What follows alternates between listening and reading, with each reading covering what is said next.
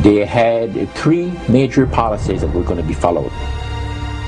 First, Lucifer says, we have to make sure that people, humans, get to believe that Satan and his angels do not really exist. You know, Roger, that's interesting because a recent research study report that I read indicated that in a national survey, I believe it's over 75% of people do not really believe in a real tangible devil. But there is one. Oh, yeah. Oh, the next thing, the three parts policy that they had adopted there, the second one was to find a way of being able to get total control of people's minds. And that would be done by taking hypnotism out of the realm of the occult and introduce it as a new science for the benefit of mankind. They felt that by taking hypnotism out of the realm of the occult and introducing it as a new science for the benefit of mankind, they could then use people of great renown, educators, people of capacity, that would do great things, such as supposedly regress people in time to former lives that they had.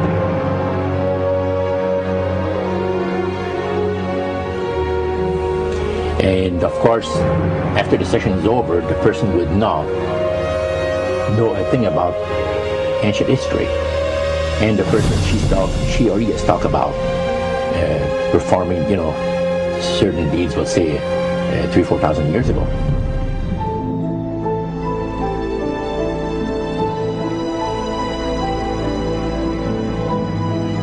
But this was their strategy. Now, what this would do for the thing is this, that it would create in the minds of the general public, solidly set in the mind of the general public, an unwavering trust in that great deception. So now this would be a way of de-Christianizing the Western world through the avenue of mysticism. The three things were, number one, that they did not want Satan did not want the human family to think that he or his angels existed. Right.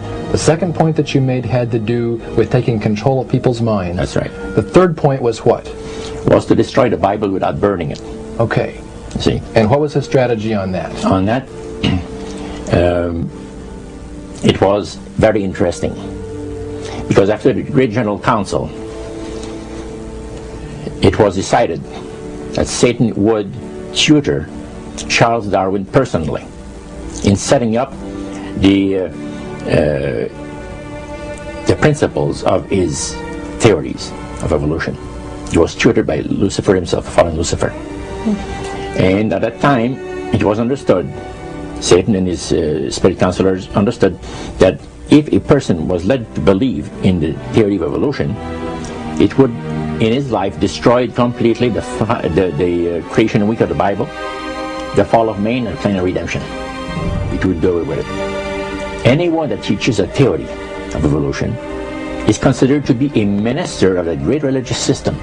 And he said that every teacher of that theory is recognized by the spirits as a person of great value and receives a very special unction from Satan himself, giving great power to induce spiritual blindness, to convince and convert.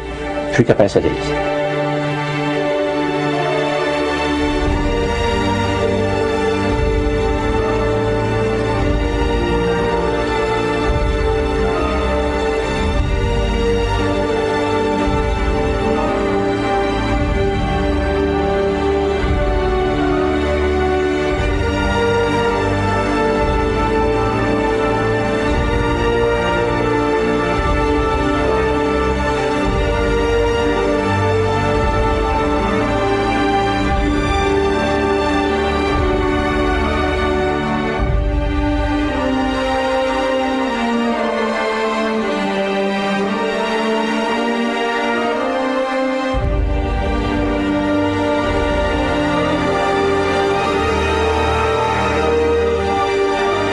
This is the grain plane, the master's grain plane. for harvesting the nations, for harvesting the multitudes of the earth into his cause, just before the close of the great controversy between the forces of good and evil. It's going to be done in a unique manner.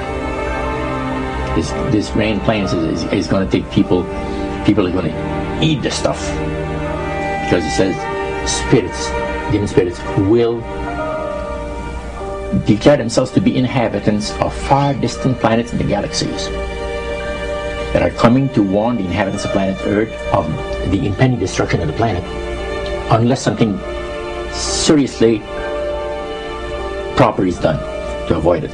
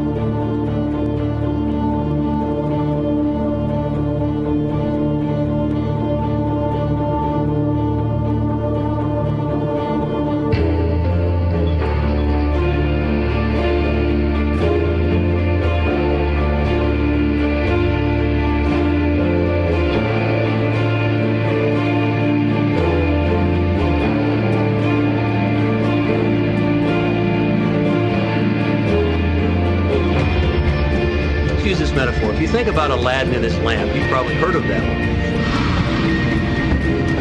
The genie always says one thing. Your wish is my command.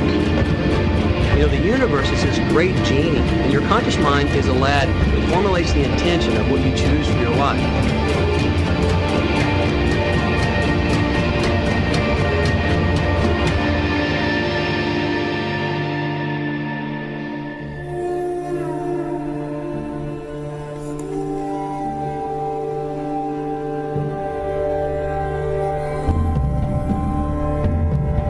At the very heart and core of all these secret societies lurks the Kabbalah.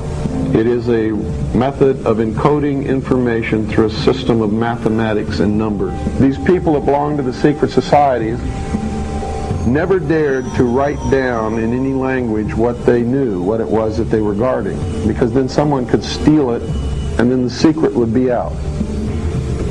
So they took this knowledge and they made it occult through a system of encoding, encryption, one of which is mathematics, numbers. Another is architecture. Everybody wonder, why do they have a fraternal organization called the Freemasons? Aren't those the guys that build walls? You bet they do. But every wall they build contains the secrets that have been kept and maintained throughout the ages, and it's encoded in the architecture and in the measurements of the buildings and in the mathematical formulas used to derive the geometry, the shape, the length and breadth and height of rooms. It's all encoded there.